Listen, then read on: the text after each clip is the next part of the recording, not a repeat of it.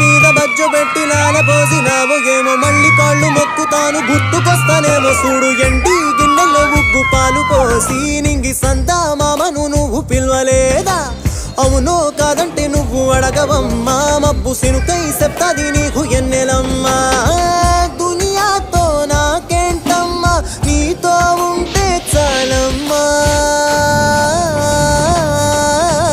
ఎలో ఎలో ఎలో ఎలో ఎలో